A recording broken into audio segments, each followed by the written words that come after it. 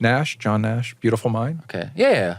So he Yeah, that's game theory. Yeah. So he figured out how pigeons, when you run through them, they don't all hit each other and fall down, right? There's an algorithmic principle behind that. So I took his ideas and I developed them into 3 basic algorithmic principles that if all people abided by in rush hour traffic, everybody would get to where they want to go quicker. Always 2 car lengths in front of you at any given time. Yeah. Maintain the same speed of the person in front of you no matter what, and stay in your lane.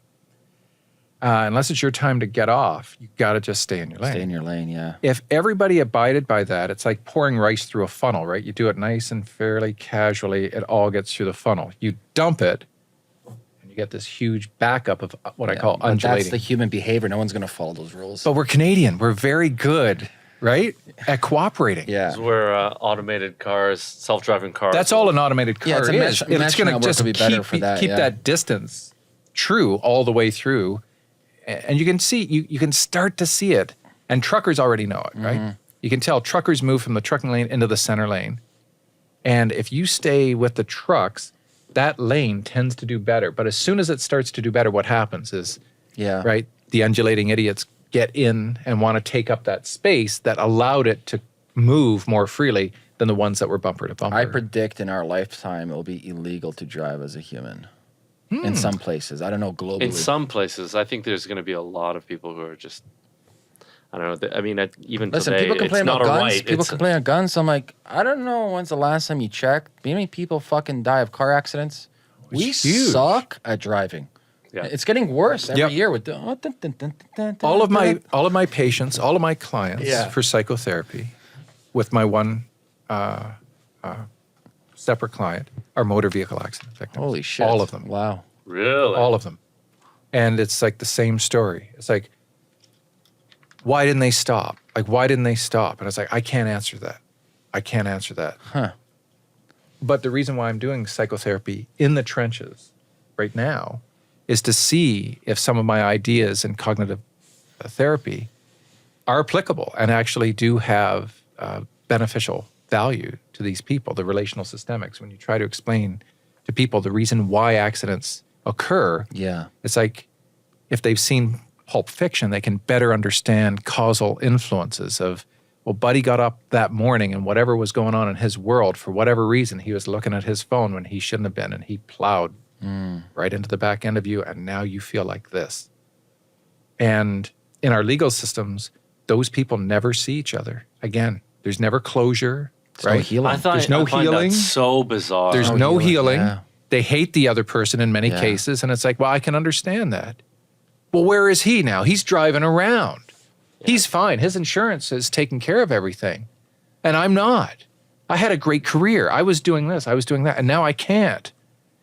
And it's like, not the easiest thing to try to get somebody to realize why this occurred to them when it did. Mm-hmm. But when I use a relational systemic model of information, some of them are, and the majority of them are very adaptable to be able to then see themselves the day of that accident in connection with all of those nonlinear factors that were going on at that specific time, where if they had started out 10 seconds later that day, probably wouldn't have been in that accident. So there's no fingers to point on anybody. There really isn't. Yeah. It's just this huge deterministic causal chain of events of which you were unfortunate enough to be at a locus point where there was a convergence of nonlinear factors that led to your situation. I always bring up this book. I recommend people to read is Viktor Frankl's Man's Search for Meaning. It's like, listen. I've heard about this. Oh, it's one of the best books. Everyone should read it. It's like, I can't control what Chris does. Mm-hmm. I can't control that I got hit in a car accident. It's just sheer chance. Yeah. You can be more aware. Blaise Pascal once said, chance favors the prepared mind. Yes. So, I'm a basketball player, and what is that but a series of non-linear events with 10 guys? Yes. And then you have to anticipate not where everybody is, but where everybody is about to be. Go, yeah. So I know when I see this guy heading to the hoop this way, but I'm looking that way, I know I'm passing the ball right past the ear of the guy who's on me, right into Buddy's hands. Because you play it enough, right? You're comfortable. It's patterns of nonlinearity. Yeah. And if you can do that while you're driving, you might be that much more capable of trying to anticipate somebody else's screw up. Yes. And get away from that person. Yeah. I tell my children when they're crossing the street to always look at the face of the people driving. Don't look at the car. Look at their faces, because that's when you can tell that somebody's paying attention or not. I mean, if they make eye contact with you, they know that you're there. But if they're like off on their own, Going back to what Chris was saying with his patients, and there's the fact that what happened to you, and yes, it's a horrible thing to happen. I think the more you spend in the past thinking about it, it's detrimental to your psyche. But going back to Viktor Frankl's book, Man's Search for Meaning, the thing that we can control right now is our response to the fact. That's the only Can we now? Well, we can control. Some of us can better than others. Well, most people react, but the thing is, we can at least be consciously aware that we have an ability to manipulate and be able to understand. Because it's not actually the response. It's you understanding what you're feeling and digesting and assimilating that feeling and working with it. And then I try to teach them how, I know you use the term manipulate, and I used to use it as well. And then I felt maybe it has too much of a negative connotation. So now I just call it navigate. Yeah, that's a better word. So I just say, now we need to navigate you through those systems, because the pattern is almost always the same for a motor vehicle accident victim. They're in somatic pain, right? They've got a neck injury, a back injury, whatever. That pain disrupts their sleep. So now they're not sleeping properly. And now that exacerbates the pain that they're in, and that gets them depressed. Yes. And now they're suffering from PTSD because of the accident that they're in. They're having in-vehicle anxiety, having great difficulty now. This happened to my mom. Is that right? And a little bit of a tangent, but the insurance world is just like motor vehicle accidents, a bitch to navigate. Like you pay into this system, and then something bad actually does happen to you. And in this case, it did happen to my mom.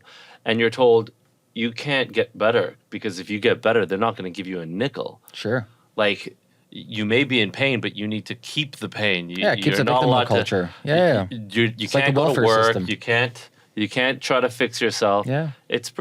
And of course, the insurance company on the other side is trying to delay it. So something that could easily be dealt with within a week and say, okay, this person actually has a problem. We need to just give her enough money for the next 6 months. Yep.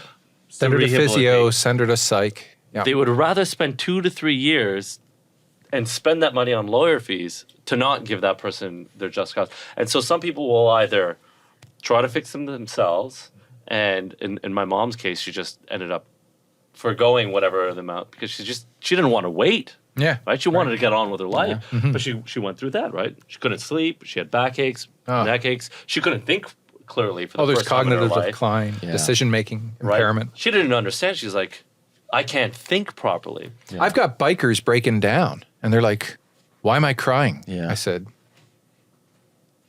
once your brain goes through a concussion, the way in which people get better varies. And one of the most common things we see with head injuries is they call it empathic emotional outbursts. And it confuses them and it scares them, right? Because it's like, I was a rock. I said, well, you got to understand your brain has been bruised, essentially. It's gone banged around inside your skull, and there's been damage. And every person's concussion, they're going to experience it a little bit different, right? So there's post-concussion syndrome and TBI, or traumatic brain injury. And what we can do is we can start to chronicle triggers of what makes you go into these outbursts, and then we can look for patterns to try to anticipate when you're going to be in that, sequence of events again, so that you're better prepared to be able to deal with it when it occurs. Right? So it's amazing seeing the effects that car accidents have on people, from fender benders to people who have lost limb, and guys who have been in comas for weeks, airlifted on death's doorstep, and the different ways in which they respond and come out of it and react. And it's just incredible seeing that whole human emotional spectrum. Well, I think we'll wrap it up over here. Chris, thank you so much for coming on the show. If people want to get in touch with you, learn about what you're doing, what's the best resource? I guess the critical thinking solutions. Okay, I'll make sure I leave a footnotes for that and show notes both in YouTube and iTunes. And Cal, best resource for people to get in touch with you? Pixeldreams.com. All right. Guys, thanks again for coming on the show. And guys, if you're listening to this on iTunes. You guys are listening to this on iTunes, make sure to go over to Ameer Approved, leave a review. And if you're watching this on YouTube, please leave a comment, and I'll see you guys soon. Take care.